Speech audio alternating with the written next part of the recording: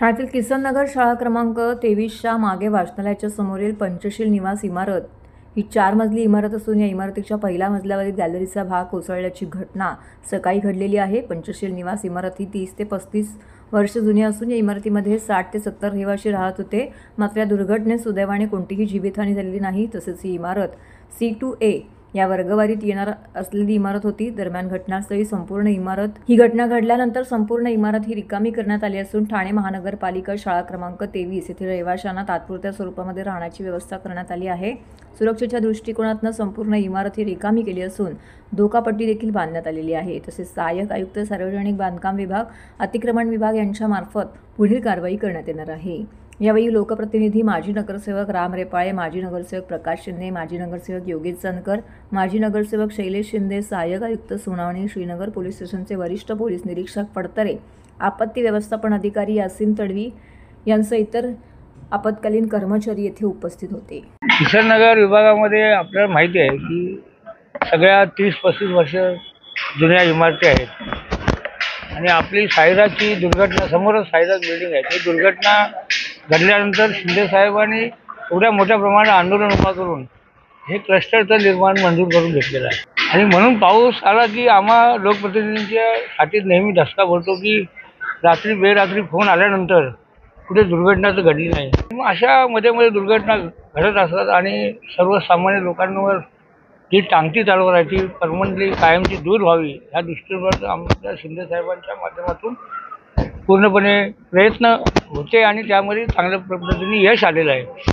आपण बघताय की आता क्लस्टरच्या इमारती 30-35 वर्ष माझ्याचं काम झालं, काही महिन्यामध्ये हे सगळे शिफ्टिंग सुरू होतील।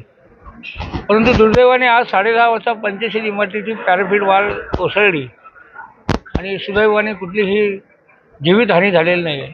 परंतु नक्कीच सर्वसामान्य कुटुंबातील लोकांना पुन्हा एकदा खर्चाचा बोजा त्यांच्या अंगावर पडतोय हे बघितल्यानंतर आम्हालाही वाईट वाटतं। आणि स्ट्रक्चरल ऑडिटचं काम आता सुरू झालेलं आहे आणि त्याचा रिपोर्ट उद्यापर्यंत येणं अपेक्षित आहे। आल्यानंतर रहिवाशांना कसा दिलासा द्यायचा त्या पद्धतीने सर्व लोकप्रतिनिधी, नगरसेवक मंडळी आम्ही सगळे इथे थांबलेलो आहोत आणि लगेचच रिपेअरिंगचं काम सुरू होईल। आज सकाळी 10:30 वाजता ही बिल्डिंगचा काही भाग पडला। त्याच्यानंतर आम्हाला काही कार्यकर्त्यांना कळवलं, त्या तातडीने सगळे स्थानिक नगरसेवक, इतर पार्टीचे लोक आम्ही सगळे एकत्र जमलो आणि त्याच्यानंतर ते पहिले 27 जे घरं आहेत त्यांना खाली करण्याचं काम केलं आणि शाळेमध्ये त्यांना शिफ्ट केलेलं आहे। महाराष्ट्राचे उपमुख्यमंत्री एकनाथजी शिंदे साहेबांच्या नेतृत्वात हा क्लस्टर विषय आहे, त्या माध्यमातून आपल्याला या 5 ते 6 महिन्यामध्ये सर्वांना घरं उपलब्ध होतील। त्या माध्यमातून जे 30 ते 35 वर्षाचं महानगरपालिका ऑडिट करते त्या हिशोबाने आपल्याला राहायला देते। ऑडिट केल्यानंतरच आपल्याला राहण्यासाठी ते उपलब्ध करून देतात। वर्ष जुनी इमारत आहे, C2A या वर्गवारीत येणारी इमारत आहे, रिकामी करून तिची दुरुस्ती करायची होती। तसेच महापालिकेने सदरच्या इमारतीला नोटीसही दिली आहे। 10:30च्या सुमारास आपल्याला कॉल आला, घटनास्थळी पोहोचतात आपल्याला कळालं की एक पहिल्या मजल्यावरील गॅलरीचा जो काही स्लॅब आहे तो पडलेला आहे। घटनास्थळी आपण एक 70 ते लोकांना रिस्क्यू केलेला आहे।